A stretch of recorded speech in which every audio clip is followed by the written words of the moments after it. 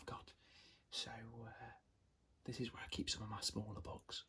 I keep my larger books on my first bookshelf, but this one's got, as you can see, quite a selection of smaller ones as well. So we'll go for the same. We'll go from the top shelf, left to right, and then we'll move on to the bottom shelf. So we've got a wide selection of stuff. There's some Star Wars novels. We've got some video game items as well. Some science fiction, but also some Japanese comics for anyone who's a fan of them as well. So we'll begin with the top shelf, but just first I'd like to light a candle and just provide a nice little bit of crackling sound in the background. So this candle for tonight is the same one as in the last video. And it's a Nature's Wick by Woodwick, and it's sage and white pepper. It has wooden wicks instead of just regular string, so it provides a nice crackling sound. So we'll go ahead and light this candle.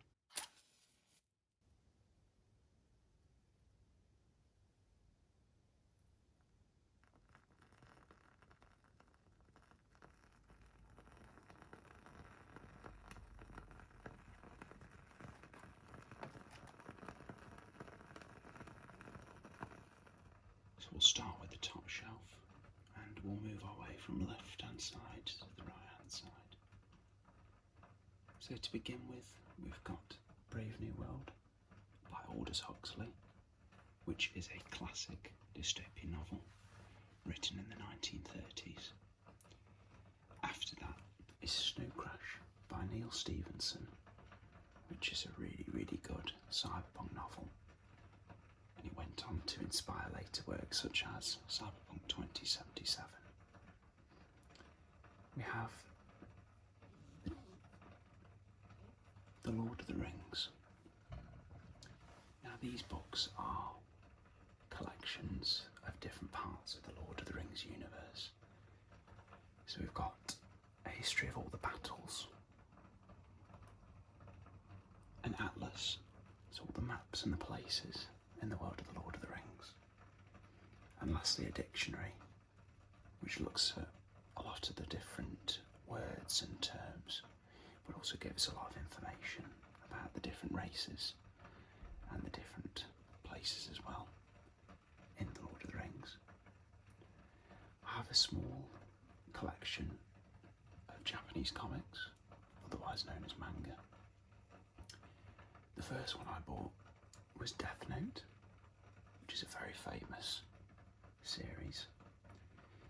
The next is One Punch Man, which follows a protagonist called Saitama, who's able to kill many of his enemies in a single punch. It's a very funny series, and it's one of my favourites. Next, we've got the very famous Attack on Titan, which is a post-apocalyptic series about humans fighting gigantic monsters called Titans. We've got the first book in the JoJo's Bizarre Adventure series, which is from the first series of that show. Next, we've got Vagabond, which follows the life of a samurai in Japan in the 17th century. And these three in particular are my favourites. These are adaptations of H.P. Lovecraft's novel At the Mountains of Madness by Gao Tanabe. And it's a horror manga. And they're absolutely amazing. Also in this series is The Hound and other stories. And this is another collection of short horror novels by H.P. Lovecraft. And next is the Neuromancer trilogy, otherwise known as the Sprawl trilogy. So we've got the first one, Neuromancer, and Count Zero, and Mona Lisa Overdrive. Burning Chrome is often considered to be almost a prequel to the trilogy, and it's a collection of short stories. all of the books are absolutely astonishing, especially the first one, as it really creates a very vivid world. We've then got a few more science fiction novels. So there is Roadside Picnic by Arkady Boris Strugatsky, Arthur C. Clarke's Rendezvous with Rama, and Philip K. Dick's Do Androids Dream of Electric Sheep, which inspired the movie Blade Runner. So next we'll move down onto the lower bookshelf, and we'll go from left to right, same as again. So we've got a couple of more philosophical books here. We've got the Tao Te Ching and the I Ching, which are both famous ancient Chinese books. We have Mouse, which is a graphic novel focused on the story of Art Spiegelman's father. And the main concept in this book is that the different groups of people are portrayed as different animals. So the Jews in this story, set in Poland, the Jews are portrayed as mice, the Nazis are portrayed as cats, and the Poles are portrayed as pigs. It's a fantastic book, and it's very, very emotional. Next we've got the Necronomicon by H.P. Lovecraft, and also The Call of Cthulhu by H.P. Lovecraft, which are both collections of his work. The Necronomicon is much bigger and contains pretty much all of his works.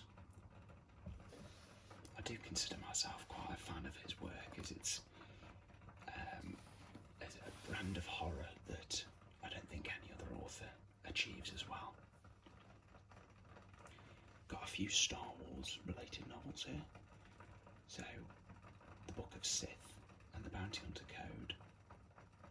And then these are William Shakespeare's take on Star Wars. So they are parody novels, and they take the screenplay of the films and stylise them as if they were a Shakespearean play. So we've got here episode 5, The Empire Strikes Back, but this one is The Empire Striketh Back, and it's essentially just a screenplay. Really clever, and quite funny to read through and pick out some more of the famous lines from the movies. After that, we've got a video game book.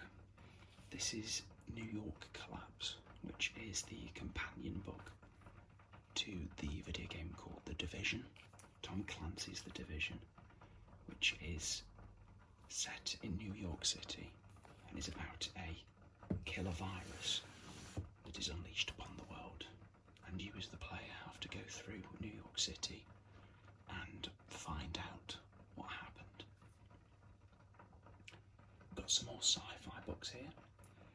One book I'm currently reading is Children of Time by Adrian Tchaikovsky, which is a very interesting book, but if you don't like spiders, I don't think this is one for you. We've got Dan Simmons' Hyperion, another sci-fi classic.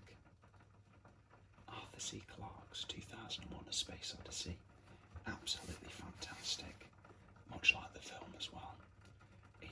It's really, really good science fiction, but almost a bit realistic as well, so it makes it very interesting to read as well.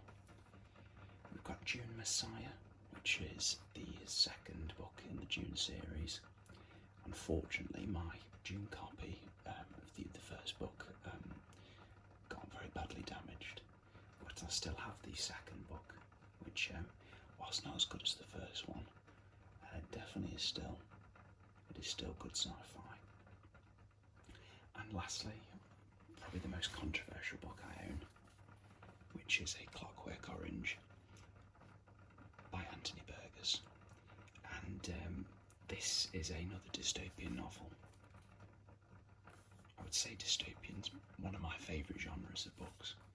I enjoy the sort of what if side that it has, but it was quite controversial when it was released because of the themes it covers.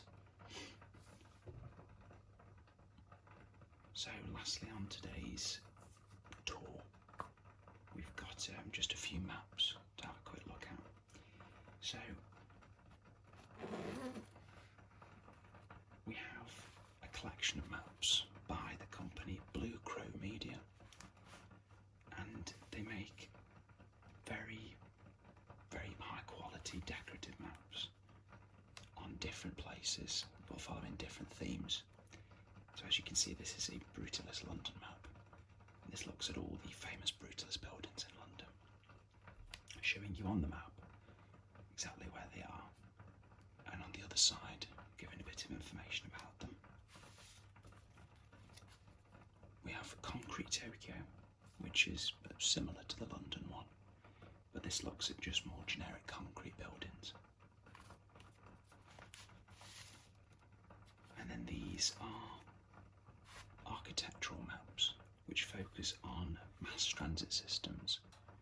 So this is the U-Bahn in Berlin,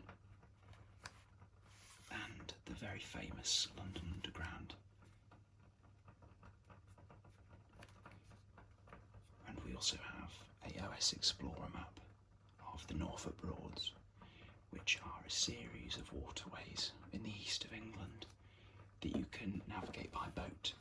It's an absolutely lovely place, and you can spend absolutely hours just cruising along the waters. It's very relaxing. So that's the end of this tour.